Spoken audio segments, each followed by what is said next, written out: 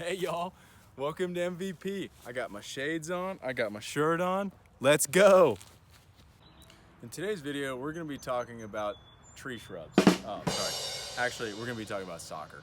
So, we're gonna do a few things today. We're gonna run through 4 drills, but the intention of this video is actually for you to practice these and do them over about a 30 or 40 minute time period, okay? So what we're gonna do is we're gonna start with a warm-up. We're gonna do a little juggling exercise, then we're gonna do some dribbling, and then we're gonna do a trick. Sound good? Let's go. So we're gonna start with a warm-up. Won't need this guy.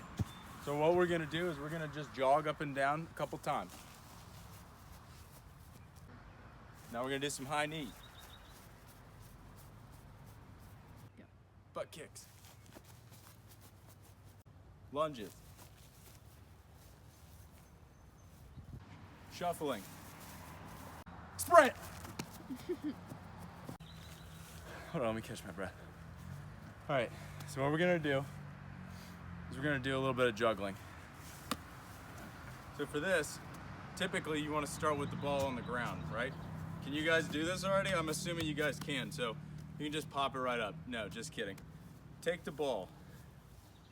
What we're gonna do is we're literally just gonna drop the ball like this. But we're gonna hit the ball with the front part of our laces just in front of our toe, or just behind our toe, I should say, with a locking ankle, bending the knee, and then straightening it. So all at once, it should look like this. And just drop it and catch it. It's really important to lock your ankle, otherwise your ankle is like, I can't even do it. It's hard. You want to just lock your ankle and just bring the ball right back up to your hands. Switch legs. And if you can alternate legs, do that. If you can do more than one, do that.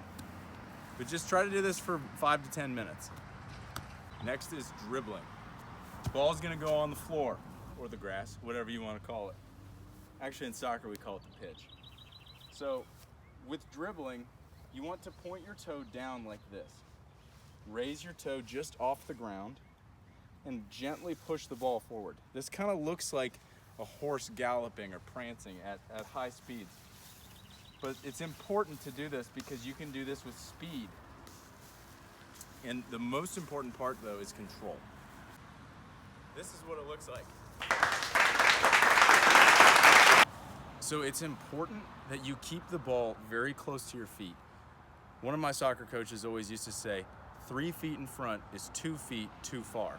So that means that the ball should be within a foot of your body. So about here is how far the ball should be from you. Otherwise, the defender is likely to steal it. So it is super important to keep good control.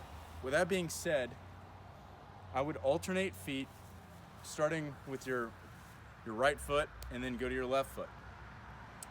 But I want to add a little challenge, maybe with your siblings, maybe with your friends in the neighborhood, to see who can get through the fastest, but with also the most control. Because like I said, control is the most important part. Next, we have to know what to do when somebody else needs the ball. We call that passing. So in order to do that, and to do that accurately, we want to use our plant foot as a guide. So I'm gonna kick with this foot, but I'm gonna plant with this foot.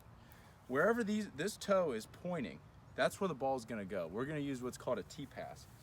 When this foot is planted here and the toe is pointed there, it will almost always go exactly where you tell it to go.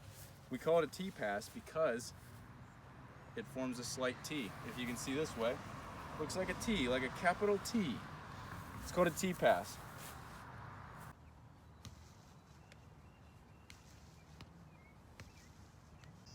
So for our trick, we're gonna use the same dribbling technique that I showed you earlier, using our pointing the toe down method, but then we're gonna come up upon a defender, which is gonna be that ball, and we're gonna kick the ball behind this leg to get around him. So it'll look something like that.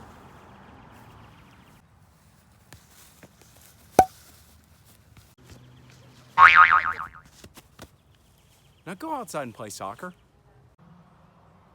But seriously, We want you to take a video of you doing these moves so that we can see them. And I'll see you on Friday.